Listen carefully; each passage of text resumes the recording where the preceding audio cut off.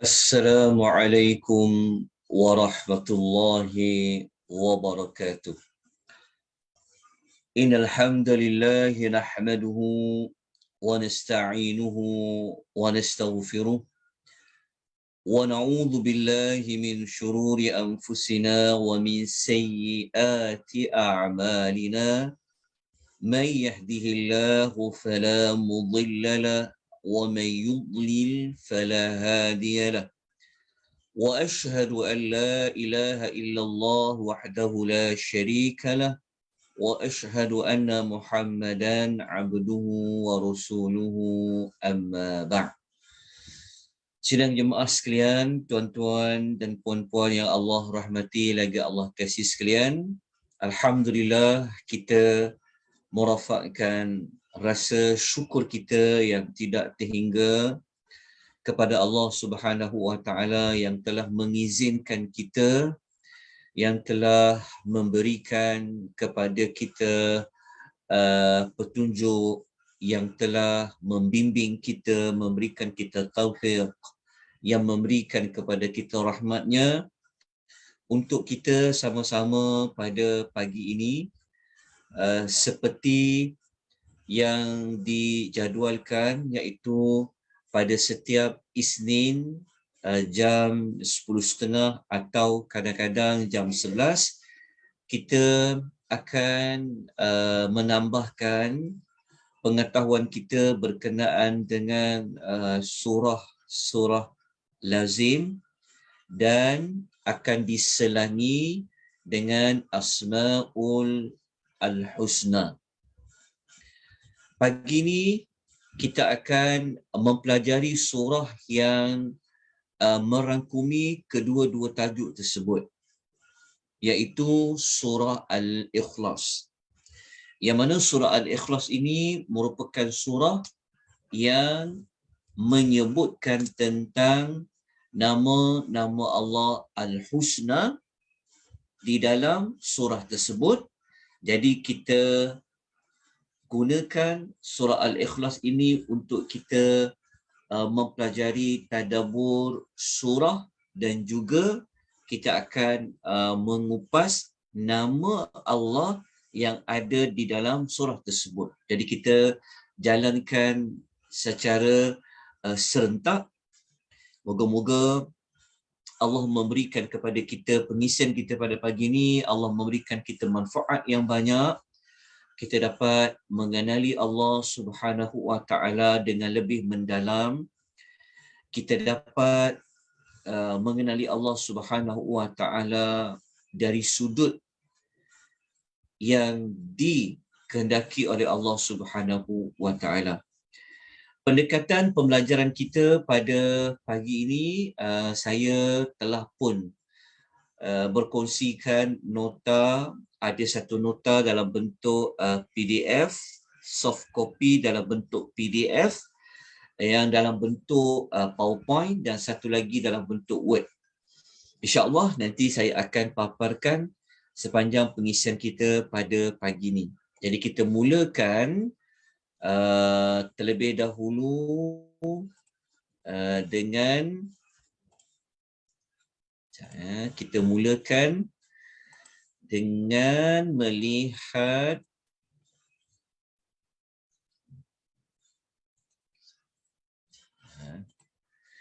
okey.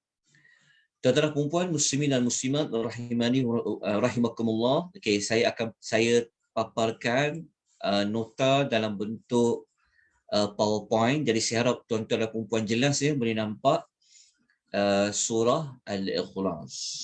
Baik. Surah Al-Ikhlas ini ia mempunyai satu tema yang utama, ataupun kita kata mempunyai objektif surah yang utama. Kita telah mempelajari surah Al-Duha, alhamdulillah. Kita juga telah mempelajari surah Alam Nashrah Laka Sadrak. Kita telah mengetahui setiap surah mempunyai temanya. Setiap surah mempunyai tujuannya. Jadi surah Al-Ikhlas ini juga surah yang mempunyai satu tema yang utama ataupun kita boleh katakan objektif, tujuan surah yang utama. Seperti mana yang kita ketahui, surah ini adalah surah yang mengajak kita semua kepada mengesakan Allah, menunggalkan Allah dalam semua sudut. Mengesakan Allah dalam semua sudut. Semua sudut membawa maksud mengesakan Allah pada zatnya, mengesakan Allah pada sifatnya. Allah memiliki sifat. Maka mengesakan Allah pada sifatnya, mengesakan Allah pada perbuatannya, dan yang paling utama mengesakan Allah pada pengibadahan. Mengesakan Allah pada pengibadahan itulah yang kita selalu sebut dengan nama ikhlas, ikhlas. Daripada itulah surah ini dinamakan ia dengan surah Al-Ikhlas. Tapi bukanlah surah ini semata-mata mengajak kita hanya kalau buat ibadat ni kita kena ikhlaskan mata-mata kerana Allah, adalah untuk Allah. Tetapi mengesakan Allah ini juga mesti pada semua sudut. Pada rububiyah Allah, Allah lah satu-satunya Tuhan yang pencipta. Itu contoh. Kita mengesakan Allah pada sifat Allah. Maksudnya tiada yang menyamai, yang ada persamaan, yang menyerupai. Allah mempunyai persamaan sifat dengan Allah. Tidak ada mana-mana makhluk yang sama dia melakukan akan apa yang dilakukan oleh Allah. Jadi inilah tema bagi surah Al-Ikhlas. InsyaAllah nanti apabila kita masuk kepada ayat 1 sampai ayat yang keempat, kita akan mengetahui dengan lebih lanjut lagi akan tema ataupun tujuan bagi surah Al-Ikhlas. Baik. Kita teruskan dengan melihat sinopsis ataupun segmen surah Al-Ikhlas ini. Jadi surah Al-Ikhlas ini surah yang mengandungi 4 ayat. Walaupun ayatnya ada 4,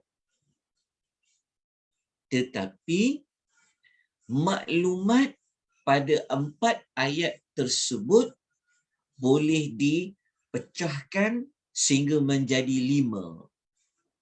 Jadi sinopsis maksudnya kita boleh katakan bahawa isi kandungan bagi surah Al-Ikhlas ni semuanya cerita tentang Allah. Daripada ayat 1 tentang Allah sampai ayat yang keempat adalah tentang Allah. Tentang Allah ini boleh kita pecahkan ia kepada 5. Tapi yang 5 ni dia dikaitkan juga dengan dikaitkan juga dengan maksud bagi ayat itu. Contoh, ketika mana kita membaca ayat yang ketiga, Allah berfirman, a'udzubillahi minasyaitonirrajim, lam yalid wa lam yulad. Allah tidak beranak, Allah itu tidak diperanakkan. Contoh. Okey, daripada ayat 3 tu sebenarnya ia ada kaitan dengan Allah nak menerangkan Allah ini dia tiada permulaan. Dia wujud tanpa ada permulaan dan ia kekal tanpa ada pengakhiran.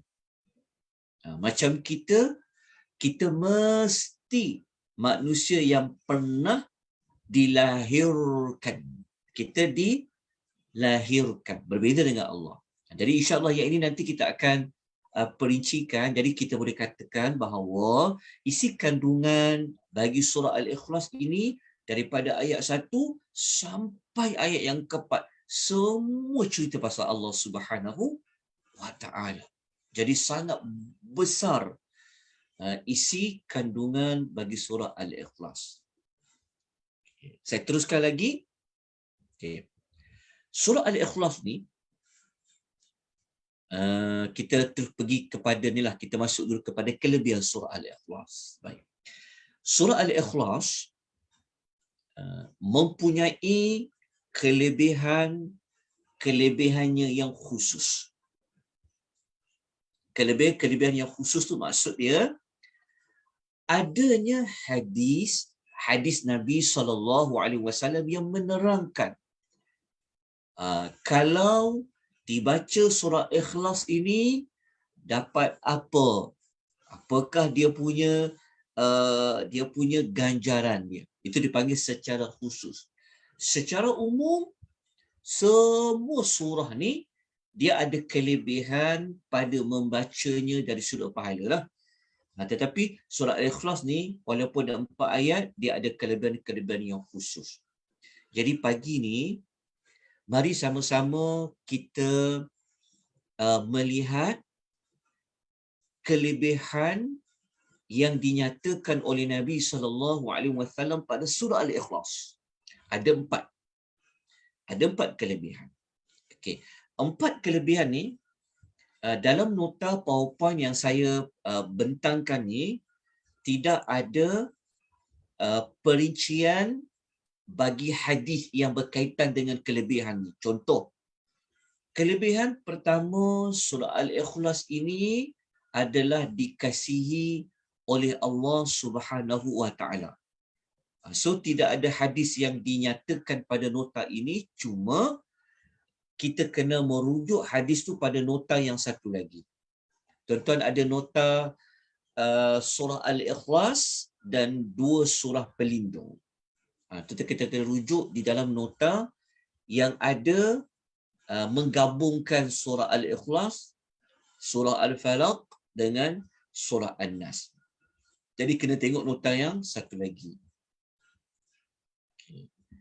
Saya paparkan contoh di mana nak tengok kelebihan dia. Okay. Kelebihannya di sini. Okay, kita akan jumpa dekat nota bentuk Word tu. Pada muka surat yang ketiga akan jumpa tajuk kelebihan dan keutamaan bagi surah Al-Ikhlas. Akan jumpa bermula daripada muka surat nombor 3 sehinggalah muka surat nombor 6. Muka surat 3, 4, 5 dan 6. Jadi saya rasa perlu untuk kita mengetahui, kita mengulangi tentang kelebihan surah Al-Ikhlas. Sebab surah ini saya yakin tuan-tuan yang mengikuti pengisian ini sudah berulang kali pernah mendengar tafsiran, pernah mempelajari tafsiran dan tadabbur bagi surah Al-Ikhlas ini. Jadi jika ia maklumat yang sama, jadi anggap ia sebagai pengukuhan kepada pengisian kita pada pagi ini. Jadi sebelum kita masuk kepada perincian ayat, sebelum masuk pada tadabbur ayat, mari sama-sama kita menghayati tentang kelebihan ini. Kerana pada kelebihan surah ini, ia memberikan kita jawapan akan kepentingan surah Al-Ikhlas ini untuk dipelajari, ditadabbur dan dijadikan sebagai pegangan di dalam hidup. Kerana kalau surah itu ia tiada perkara yang besar, kan sudah pasti kelebihannya itu tidak dinyatakan. Tapi surah ini walaupun dia pendek, tapi hadis-hadis yang menyebut tentang kelebihannya itu sangat banyak. Jadi kita hanya bincangkan beberapa kelebihan. Okay, kita terus kepada kelebihan yang pertama. Apakah yang ada pada surah Al-Ikhlas?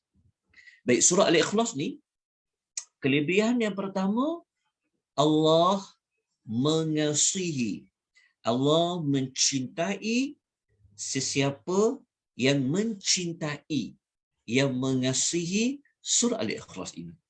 Okay, dalilnya adalah berdasarkan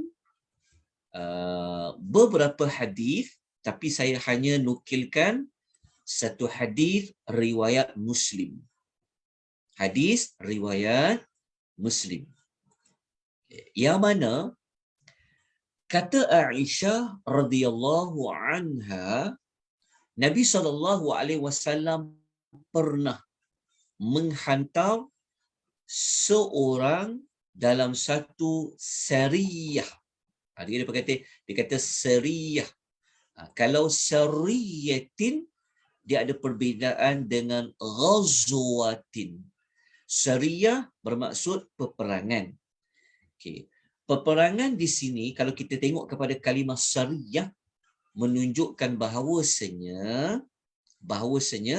Nabi SAW ni sebenarnya Nabi tidak pergi berperang maksudnya dalam misi kali ini, Nabi tidak pergi berperang.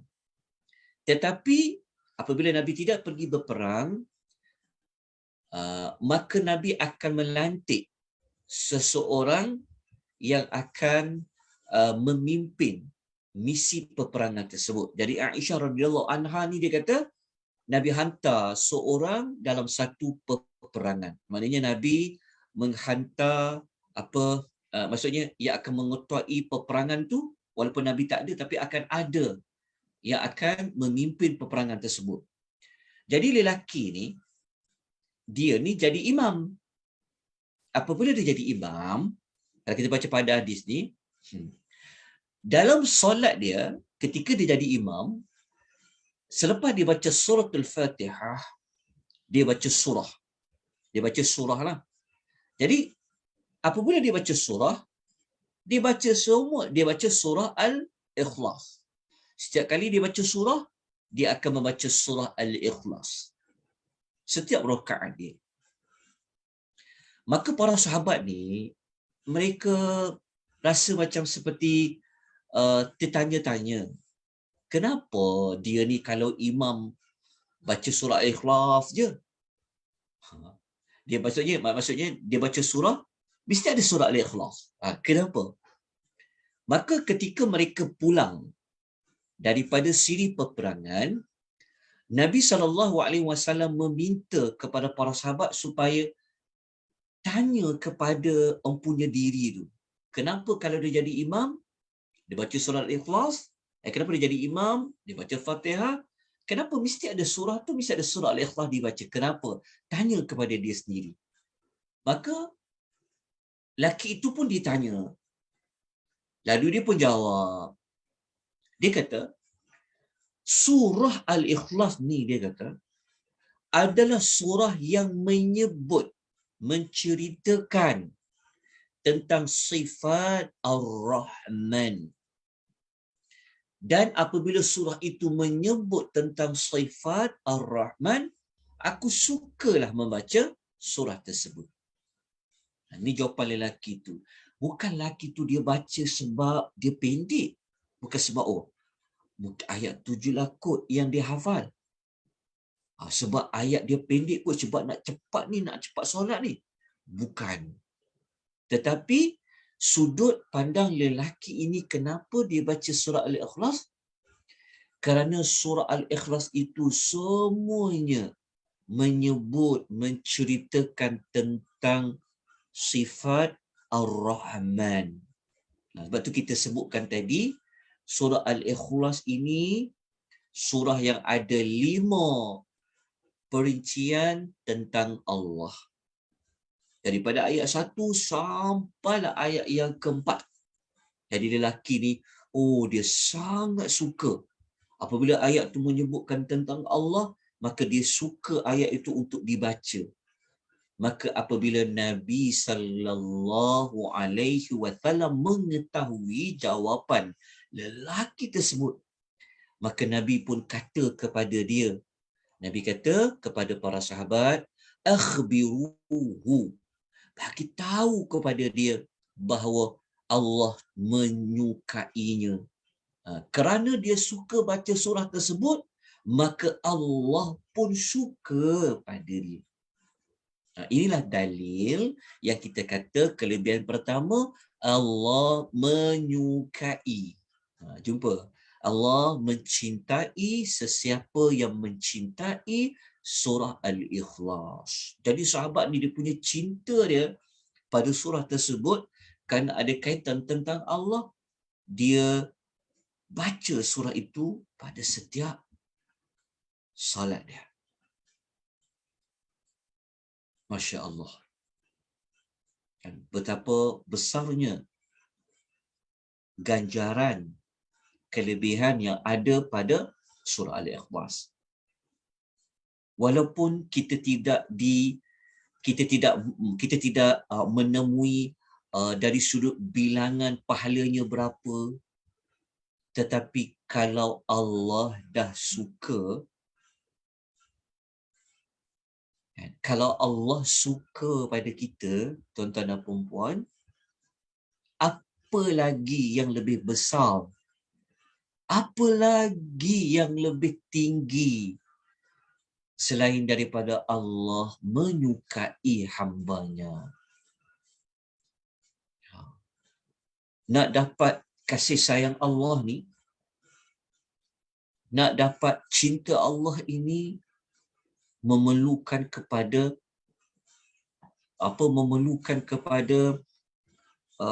pengorbanan, memerlukan kepada kesabaran.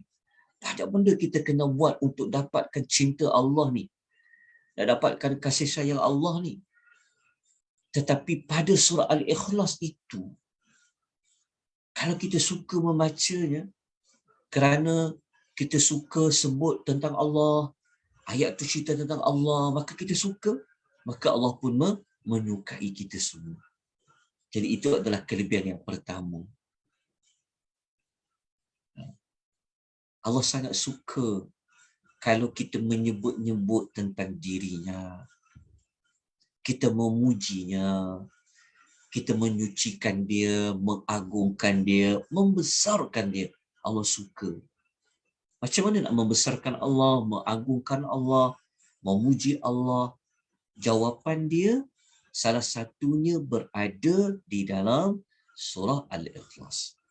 Okey, saya tunjukkan kembali nota dalam bentuk PowerPoint. Okey, saya tunjukkan tuan-tuan. Okey, tuan-tuan nampak tak ayat nota PowerPoint yang saya bentangkan ni? Nampak Ustaz. Okey, tuan-tuan tengok ya. Kenapa? Nampak. Surah ni dia ada banyak kelebihan dia. Besar kelebihan dia. Kenapa? Okey, jawapan dia daripada ayat 1 sampai ayat yang keempat semuanya menyebut tentang Allah. Walaupun ayat dia pendek, tapi dia sebut tentang Allah. Sayangnya surah ni 4 ayat ni dia menyebut tentang semua tentang Allah. Okey. Apa tentang Allah tu? Berkenaan apa? Okey, cuba kita tengok contoh tengok gambar rajah ni. Okey. Kalau tuan lihat ayat 1 saja mengandungi 2 nama bagi Allah, iaitu Allah, nama Al-Asmaul Husna yang pertama, Lepas tu, selepas Allah ada nama yang lain iaitu Ahadun. Nanti kita akan perincikan nama-nama ini. Sebab tu kita memilih surah Al-Ikhlas ni untuk kita bincang bersamaan dengan perbahasan Asma'ul Al-Husna. Okay, jumpa nama Allah Ahadun. Kita baca pada ayat yang kedua, diulang lagi nama perkataan Allah. Tadi dah ulang dah Allah, diulang lagi perkataan Allah. Dan pada ayat yang kedua, kita menemui nama Allah yang satu lagi, iaitu As-Samadu. As-Samadu. Allah itu As-Samad. Kita jumpa nama Allah yang ketiga. Maknanya, ayat satu saja kita menemui dua nama Allah.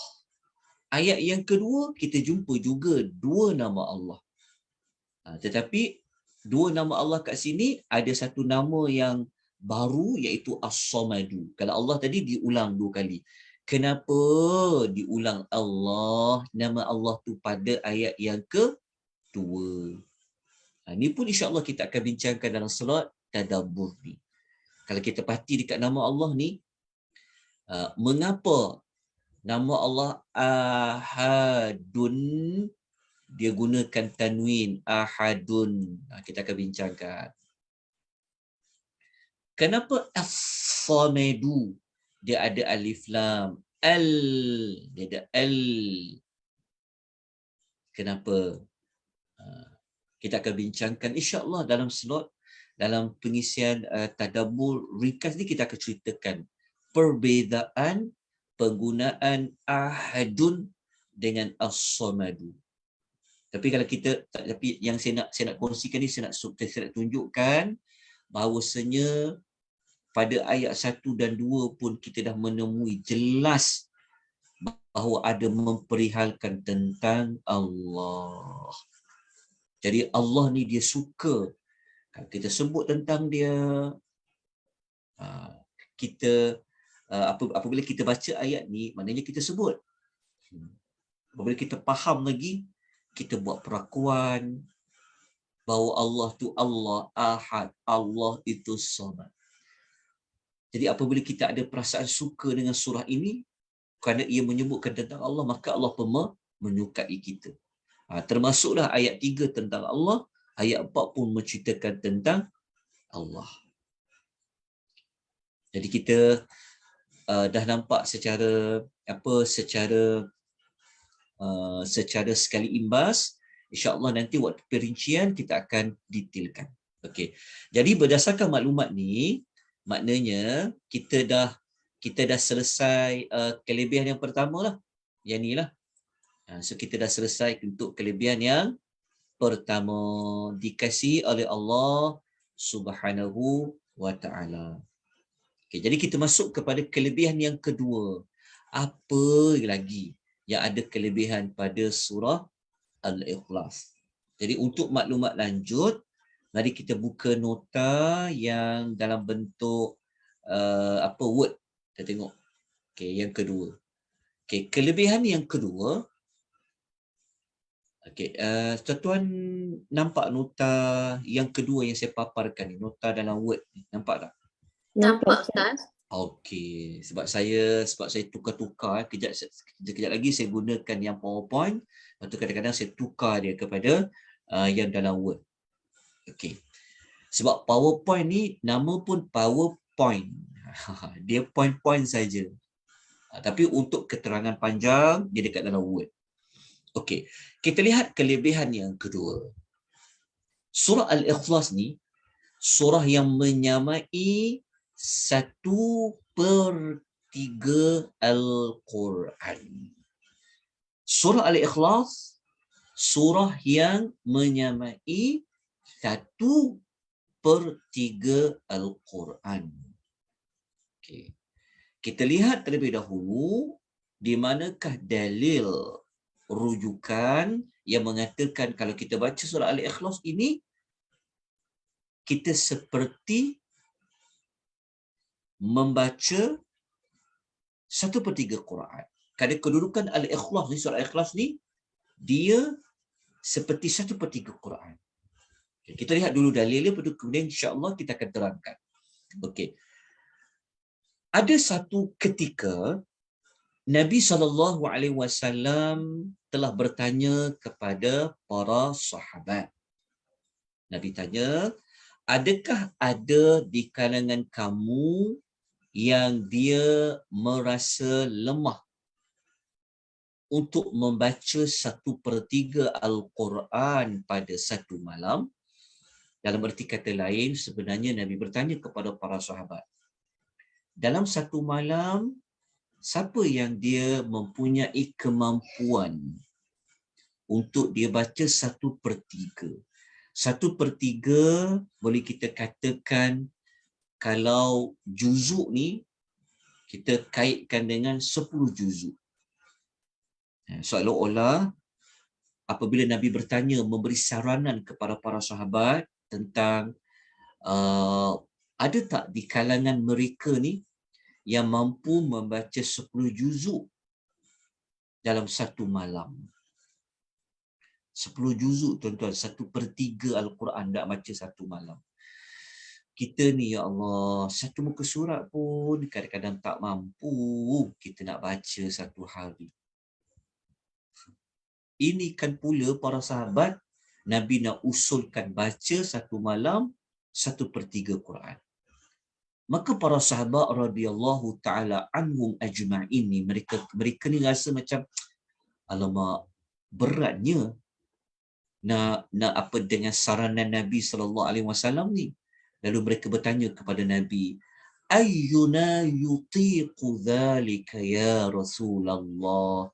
Para sahabat tanya, siapa di kalangan kami ni yang mampu berbuat demikian ya Rasulullah? Maknanya, siapa di kalangan kami ni yang mampu baca 10 juzuk ni satu malam ya Rasulullah? Okay. Maka apa jawab Nabi SAW? Adakah Nabi katakan bahawa baca juga, apa jadi baca juga? Tapi tengok jawapan Nabi SAW. Nabi kata, Qul huwallahu ahad, thulusul Quran.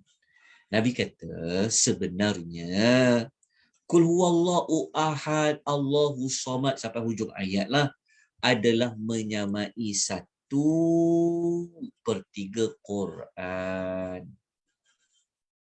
Agak-agak apa reaksi para sahabat ketika itu? Agak-agak. Adakah para sahabat kata, oh, macam tu ke? Mungkinlah kan. Mungkin para sahabat mungkin mereka rasa lega ke?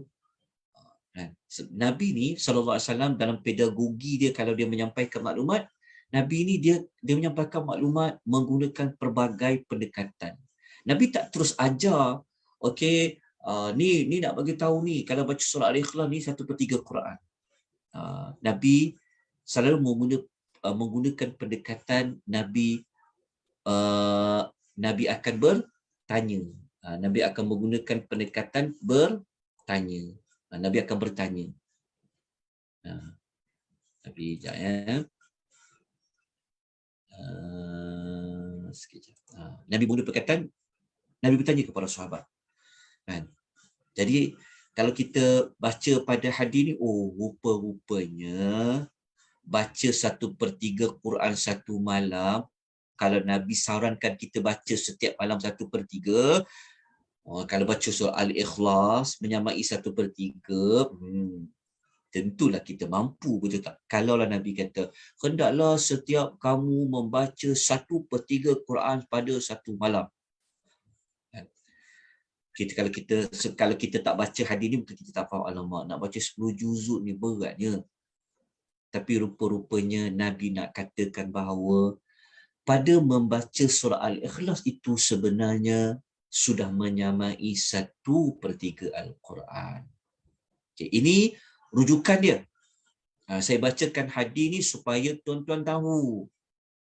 Kan? Apabila belajar kelebihan surah, mesti berpandukan kepada dalil. Nak berpandukan kepada dalil.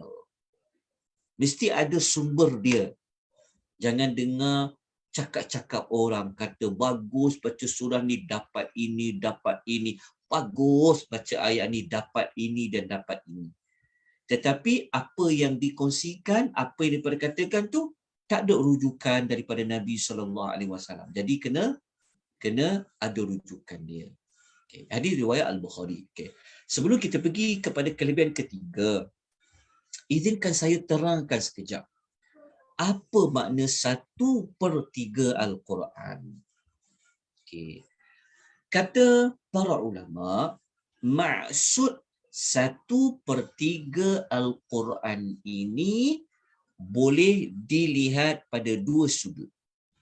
Sudut yang pertama dari sudut isi kandungan. Sekejap ya.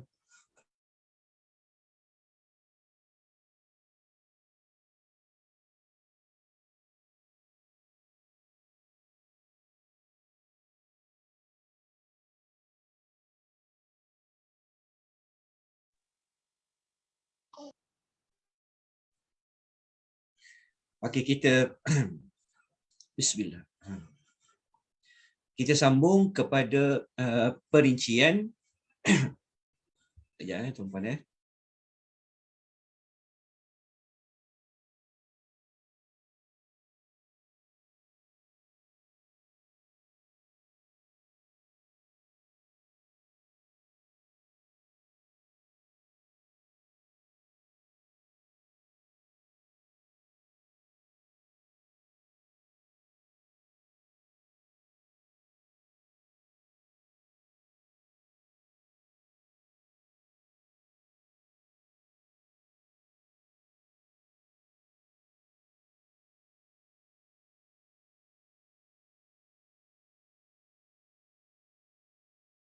Baik. Bismillahirrahmanirrahim. Baik, kita sambung kembali penerangan tadi, tuan-puan. Mohon maaf apa suara saya kurang jelas. Okey, baik, kita melihat kepada sudut pemahaman kenapa Nabi kata kalau baca surah Al-Ikhlas menyamai 1/3 Quran. Okey, ada dua makna. Ada dua sudut pandang maksud 1/3. Yang pertama, maksud 1/3 ni ia merujuk kepada isi kandungan surah itu sendiri. Maksudnya begini. Sekejap saya naikkan sikit nota. Okey, begini. Okey. Surah Al-Ikhlas kita belajar tadi, surah yang menyebutkan tentang Allah. Surah yang menyebutkan tentang ketauhidan, ketuhanan. Okey. Surah Al-Ikhlas adalah surah yang dia telah dia merangkumi satu daripada 3 topik utama yang ada di dalam Quran. Maksudnya macam ni. Al-Quran ia ada 3 topik utama. Topik pertama, Al-Quran, isi kandungan Quran adalah berkenaan dengan akidah, berkaitan dengan iman. Maka surah Al-Ikhlas surah yang cover satu tajuk daripada 3 tajuk utama Al-Quran. Okey. Tajuk kedua isi kandungan Quran adalah berkenaan dengan perkara ibadah, dengan perkara hukum hakam. Itu tajuk kedua di dalam Quran. Tajuk ketiga di dalam Al-Quran adalah berkaitan dengan kisah-kisah, berkaitan dengan cerita-cerita yang ada dalam Quran. Jadi surah Al-Ikhlas ni adalah satu topik daripada 3 topik. Sebab tu dia kata 1/3 Al-Quran, maksudnya satu topik daripada 3 topik yang ada di dalam Quran. Itu maksud yang pertama, kata para ulama. Maksud yang kedua, 1/3 Quran ini ialah dari sudut pahala membaca surah Al-Ikhlas. Jadi, kalau kita membaca surah Al-Ikhlas, sekali kita membacanya, maka kita seperti mendapat pahala 1/3 Al-Quran.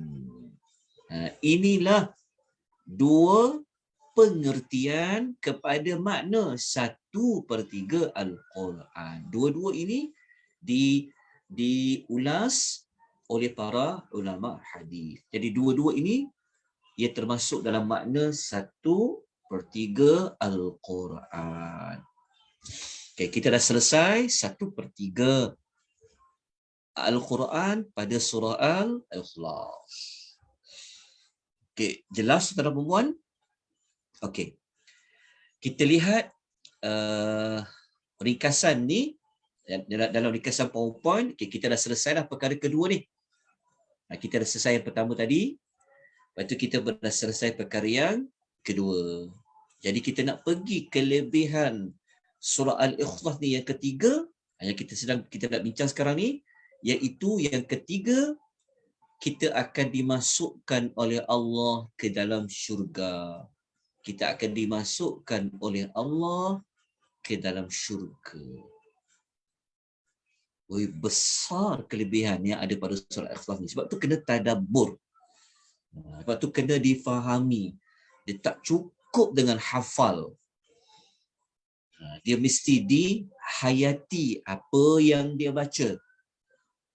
Apabila dia datang pada pemahaman, dia akan bawa kepada penghayatan, dia akan bawa kepada pengamalan. Jadi yang ketiga ni dapat masuk syurga. Okey, apa dalil dia? Okey, kita kembali merujuk kepada nota ini. Okey. Ni kita tengok nota dalam bentuk word dimasukkan ke dalam syurga. Okey. Dalil dia apa? Hadis riwayat Tirmizi. Okay. Ada seorang lelaki ditanya kepada Rasulullah sallallahu alaihi wasallam. Dia tanya apa? Dia kata, ya Rasulullah, dia kata, sesungguhnya aku sangat suka surah ini. Dia kata, inni uhibbu hadhihi surah. Aku sangat suka surah ini. Cuba tanya diri kita. Kita suka baca surah apa? Setiap orang pada kita ni, dia ada ayat yang dia suka baca. Kita suka baca semua Quran. Itu tak ada dapat nafikan. Tapi ada ayat-ayat yang kita selalu ingat ayat tu. Mungkin ayat tu kita dapat penghayatan kalau kita baca. Ayat tu memberi kesan pada jiwa kita, kan? Mungkin kita ada. Okay, jadi sahabat ni dia buat pengakuan, dia kata aku suka sangat ya Rasulullah kat surah ni. Iaitu apa dia? Iaitu kemudian Nabi SAW pun memberikan reaksi kepada apa yang dikatakan oleh lelaki ini kepada Nabi SAW. Lalu Nabi mengatakan, sesungguhnya kecintaan kamu kepada surah itu, kata Nabi,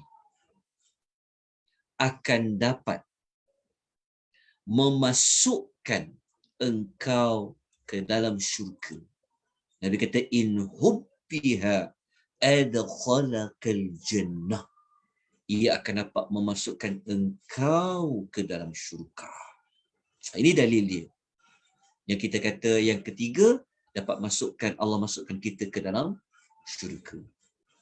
Tapi macam mana nak datang rasa cinta kepada surah itu?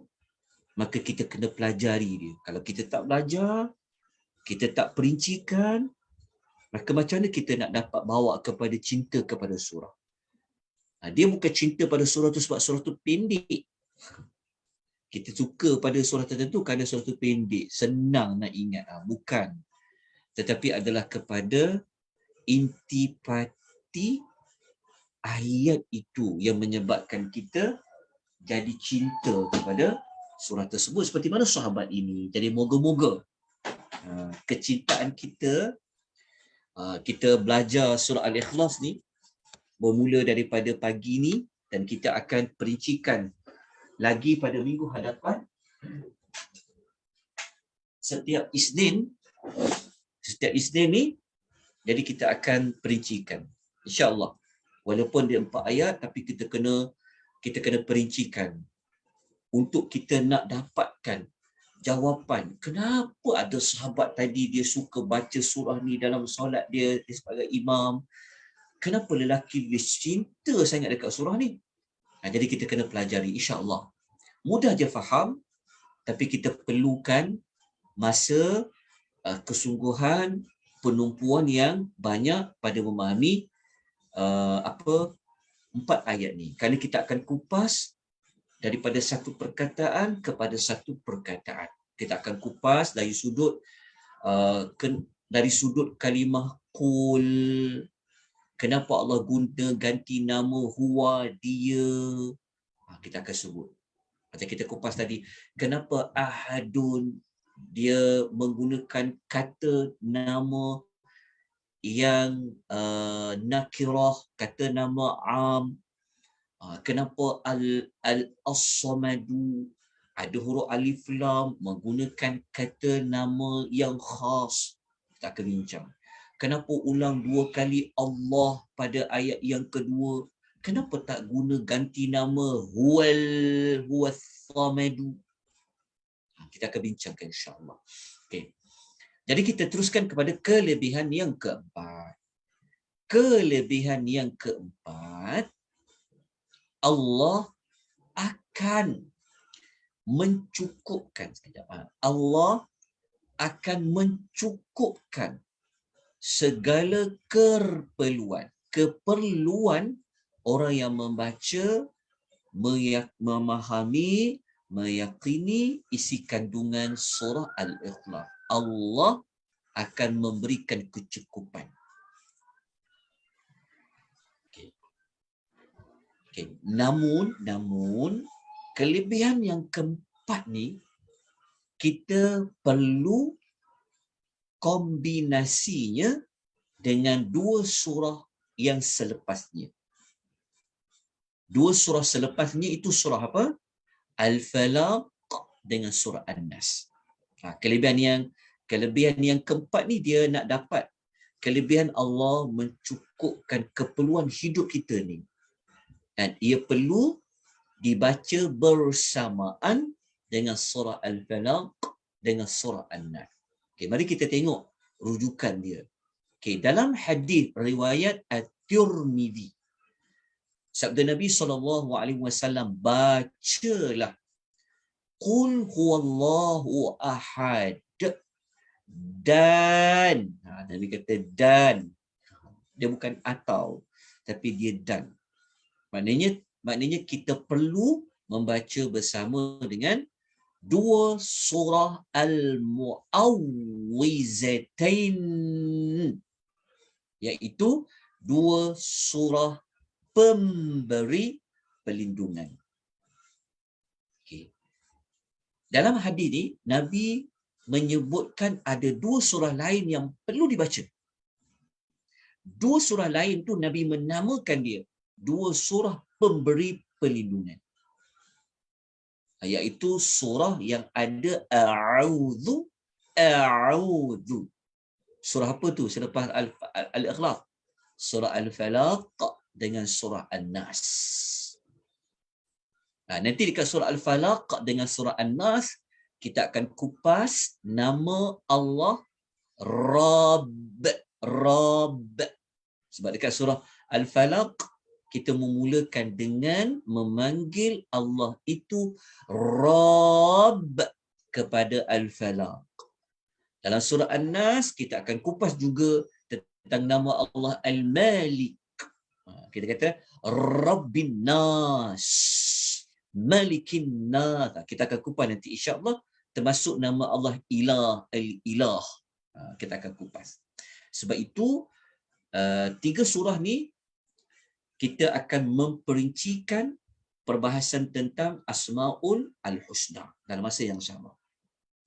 Baik. 3 surah ni Nabi suruh kita baca bila ketika engkau berada di waktu petang dan pagi sebanyak 3 kali. Maka kelebihan dia apa? Tukfika min kulli syai'in. Maka sudah mencukupi untukmu daripada segala sesuatu. Inilah yang kita gunakan tadi. Mencukupi untukmu daripada segala sesuatu. Apa maksud cukup dekat sini? Okey.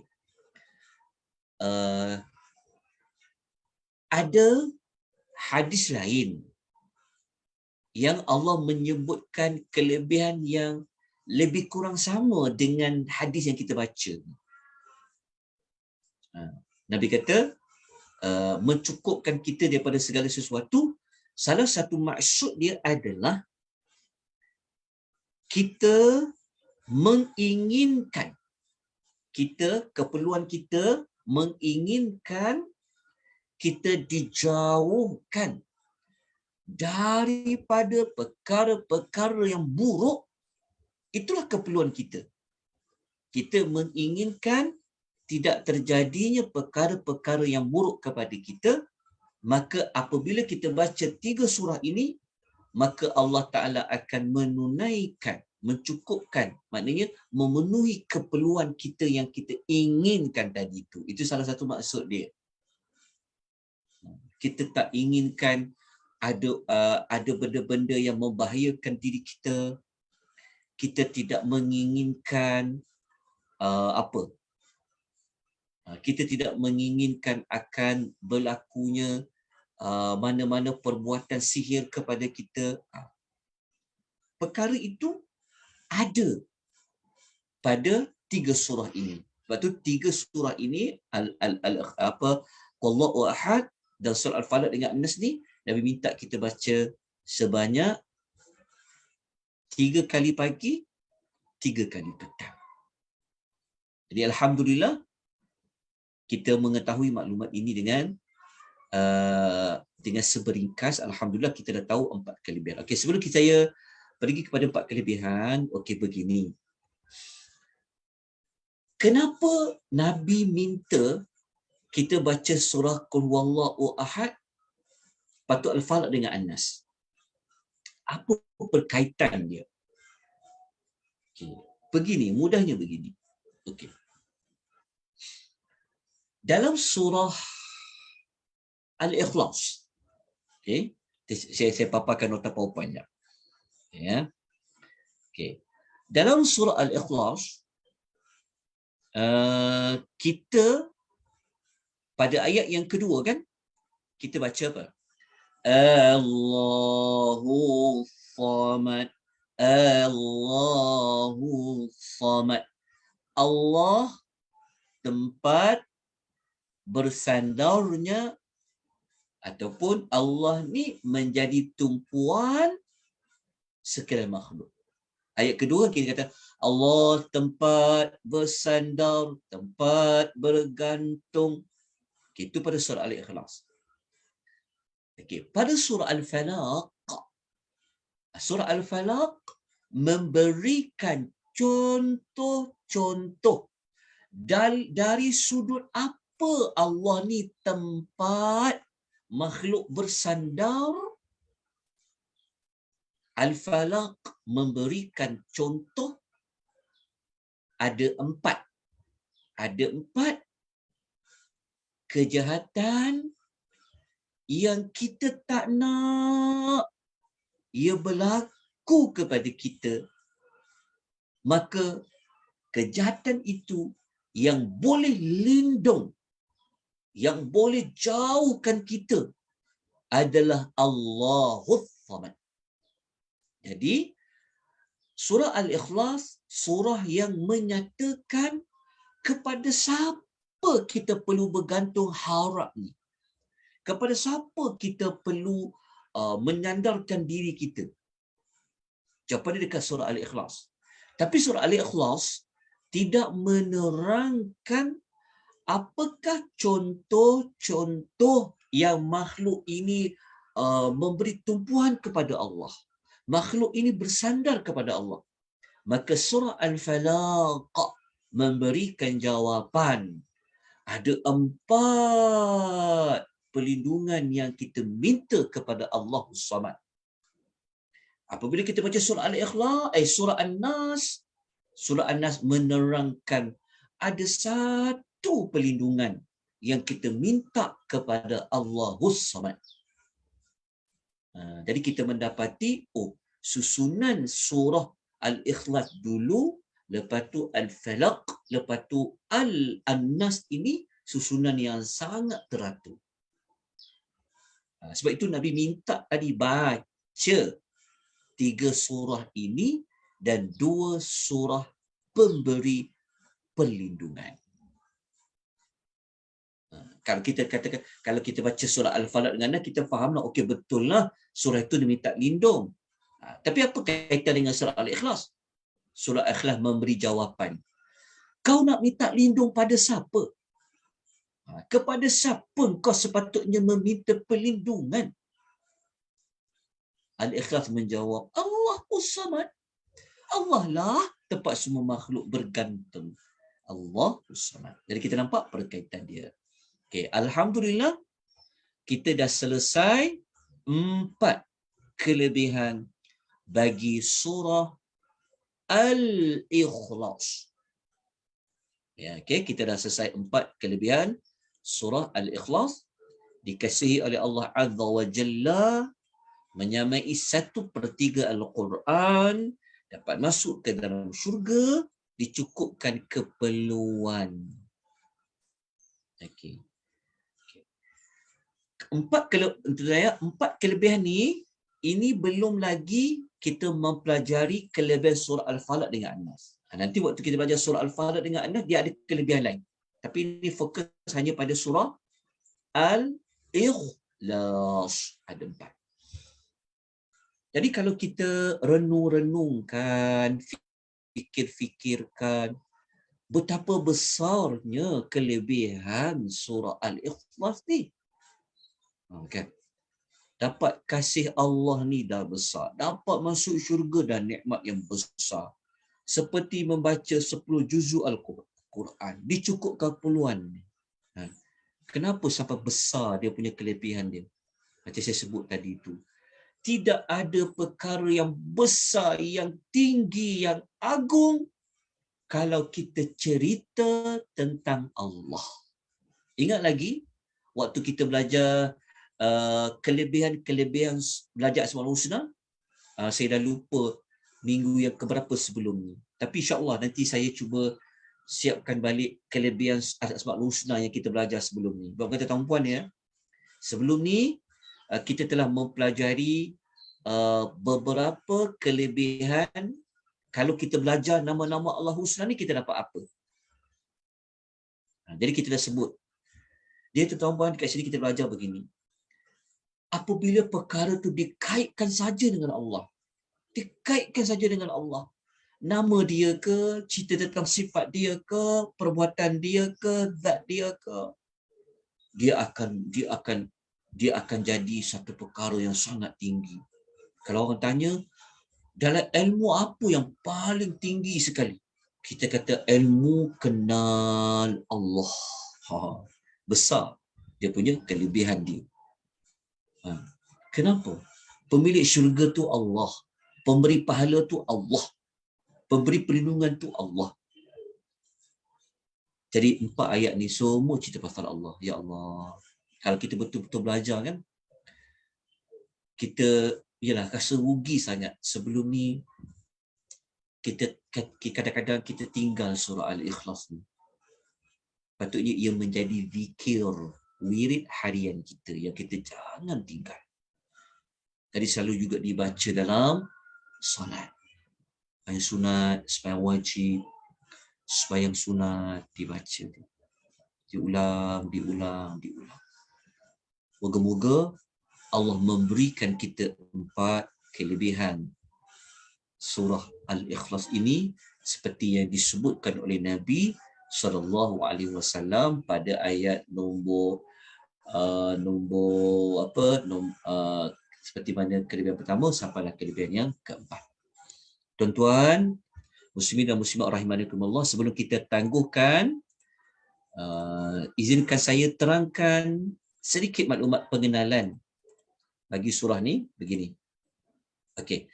Cuba tuan tengok dekat nota yang saya paparkan ni. Okey.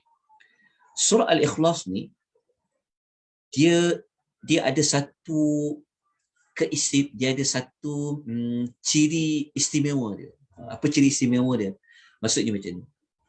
Kalau kita baca surah Al-Ikhlas kan, cuba kita perhatikan baik-baik.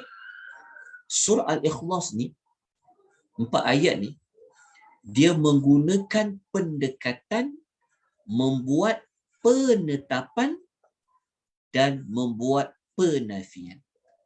Ini semua cerita pasal Allah ni. Cerita pasal Allah tu kita pegang, ingat, pegang bila. Surah Al-Ikhlas, surah yang cerita tentang Allah, memperihalkan tentang Allah. Okey. Allah Ta'ala ketika menceritakan tentang dirinya, Allah telah menggunakan pendekatan membuat 2 pengisbatan. Dan Allah ketika nak memperkenalkan dirinya, dia menggunakan pendekatan 3 penafian.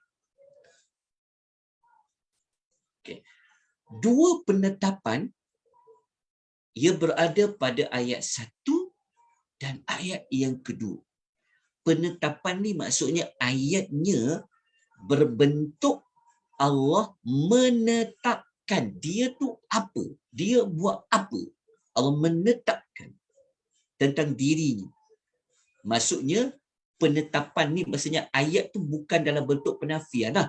Contohnya Allah kata Qul huwallahu ahad, katakanlah dialah Allah yang satu-satunya.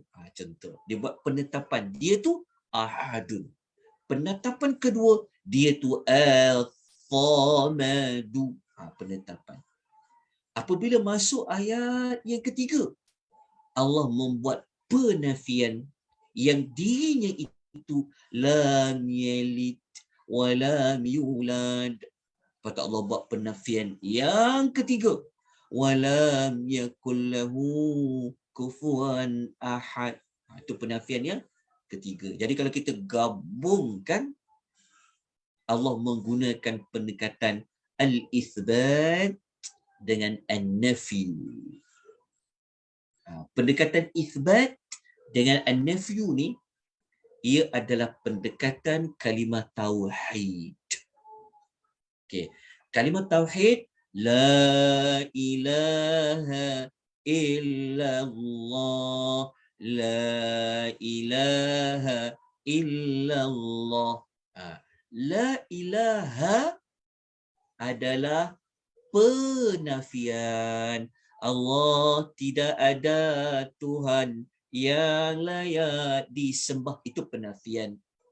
Penetapan illallah, melainkan Allah. Penetapan. Jadi kaedah kalimah tauhid digunakan oleh Allah ketika Allah menurunkan surah Al-Ikhlas ini kepada Nabi sallallahu alaihi wasallam. Inilah pengenalan umum bagi surah Al-Ikhlas. InsyaAllah mula minggu depan, ya tuan-tuan, pengumuman dia minggu depan jam 10.30 kita akan sambung siri yang kedua Pada hari Isnin 10.30 kita sambung siri yang kedua bagi tadabbur surah Al-Ikhlas. InsyaAllah tetap boleh dapatkan link Zoom di dalam Telegram Akademi Tadabbur Malaysia ataupun ada dalam beberapa grup WhatsApp. InsyaAllah nanti kita akan sambung lagi perbincangannya pada kuliah yang akan datang. Jadi sebelum saya tangguhkan, Assalamualaikum Ustaz. dia persoalan. Ya, silakan Pak. Ada soalan dekat teks Ustaz. Soalan dekat teks kejapnya, kejap. Okey. Okey, soalannya membaca surah Al-Ikhlas pada menyatakan. Boleh ke Ustaz elaborate sikit? Okey, begini.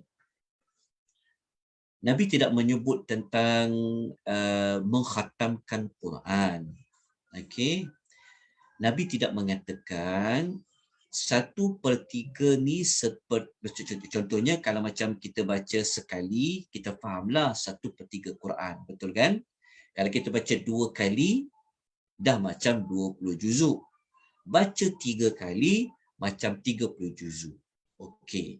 Itu kita yang elaborate dia seperti itu sebab kita bagi contoh tadi, Nabi kata 1/3 Al-Quran iaitu seperti kita faham 1/3 Quran tu maksudnya 10 juzuk lah. Jadi untuk memudahkan pemahaman 1/3, kita datangkan konsep seperti membaca 10 juzuk. Okey.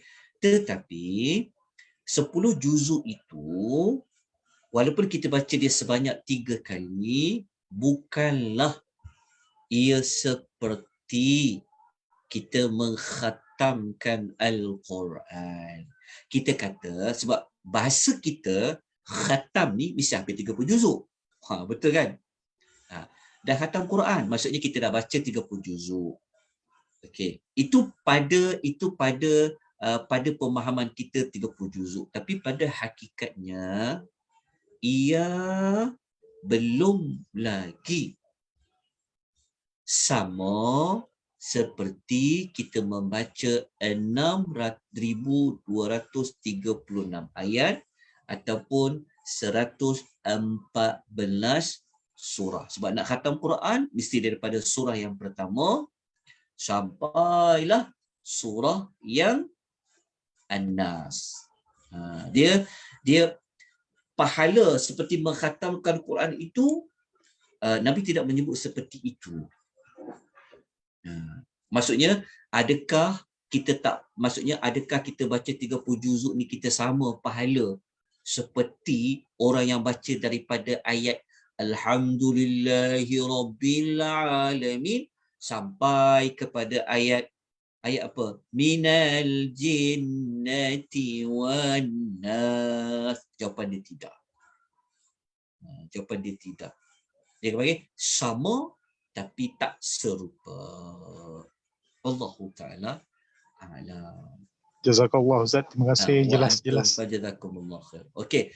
ATM tu bukan auto teller machine, bukan ya. Ataupun dia bukan Angkatan Tentera Malaysia, tapi dia Akademi Tadabbur Malaysia. Okay, Akademi Tadabbur Malaysia ni maksudnya dia adalah satu organisasi yang mengendalikan kelas-kelas tadabbur. Jadi saya yang tubuhkan Akademi Tadabbur ni. Jadi cuma kelas pagi ni adalah anjuran daripada pihak Darul Muallim. Apa? Saya lupa nama anjurannya. Daurah Muallimah. Daurah Muallimah. Dia adalah anjuran Daurah Muallimah.